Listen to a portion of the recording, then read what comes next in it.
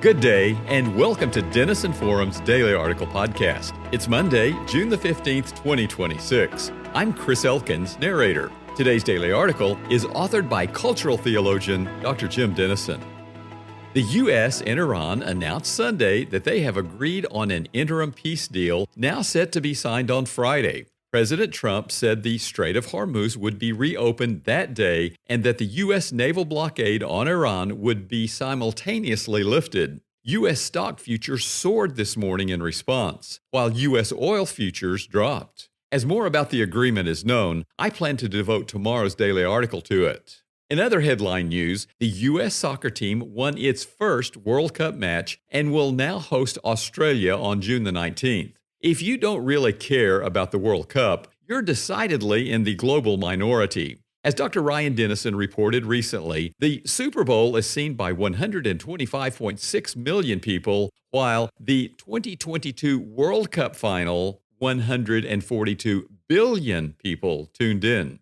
In more sports news, the New York Knicks defeated the San Antonio Spurs Saturday night to win their first NBA title since 1973. In the National Hockey League, the Carolina Hurricanes defeated the Vegas Golden Knights last night to win their first Stanley Cup in 20 years.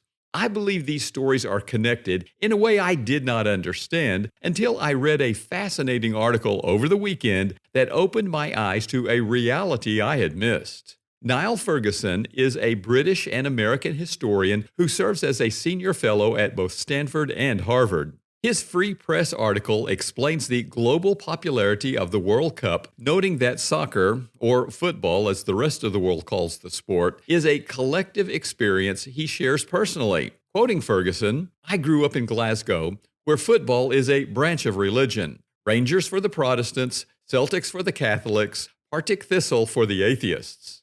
Glaswegians support their team with a zeal that frequently spills over into violence. We do not go to football to munch on hot dogs. We go to sing belligerent songs laced with sectarian hatred, pregnant with the possibility of a punch-up."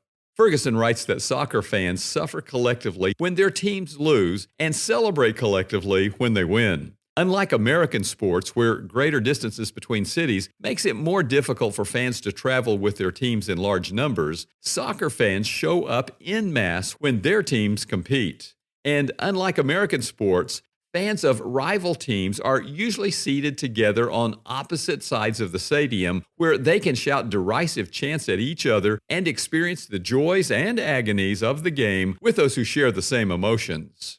A similar collective was strategically on display in New York City Saturday night after the Knicks won the title. The Associated Press reported that rowdy fans were clashing with police, smashing windshields, scaling scaffolding, light poles, and a statue, climbing into and atop school buses in Times Square, and trying to hitch a ride on a moving fire truck.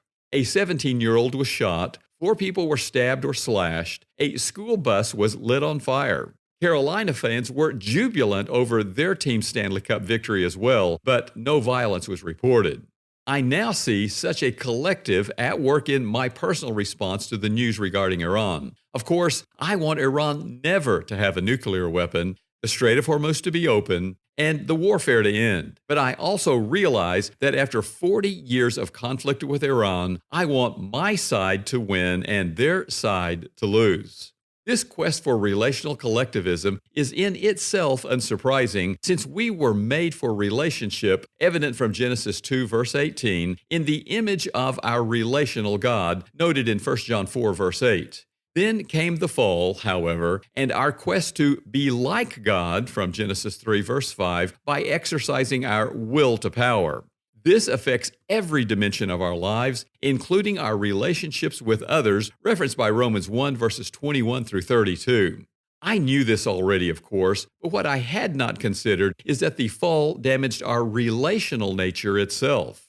It's not just that our sin nature leads us to steal, kill, lie, lust, and so on. Our will to power also leads us to a kind of tribalism by which we seek to impose our power collectively on others. Consider the popularity of team sports over individual competition, Whereas 74.5% of Americans say they follow football, for example, only 15.5% say the same for tennis.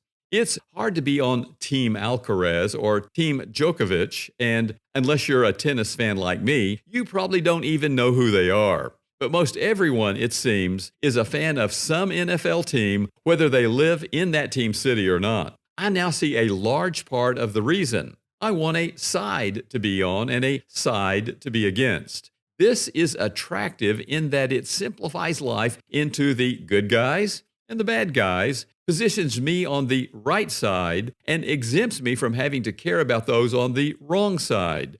This impulse can be innocuous when watching baseball on television, but it can be dangerous to society when expressed in street crime and poisonous to democracy when injected into politics. There's an even more fundamental issue here for Christians. When we relate to humanity through the prism of tribalism, we grieve the heart of our Father and impede the advance of His kingdom. He loves Iranians as much as He loves Americans. He wants us to be His body in the world, acting with His hands of grace and His heart of love, as revealed in 1 Corinthians 12, verse 27. So I am praying for the heart of Jesus for those I see on the news and meet personally. I'm praying to be part of a radical movement of unconditional inclusivity that transforms our culture with redeeming grace. I am praying that people encounter His love in mine so fully that they know I have, quoting Acts 4, verse 13, been with Jesus. Will you make my prayer yours today? Have you noticed how exhausting the news cycle has become? Every day brings more noise, more division, and less clarity about what's actually true. And we're all being shaped by it. The voices we listen to are forming what we believe and how we live. As America approaches its 250th anniversary, this moment carries real weight. How Christians respond today will help shape the culture for generations to come.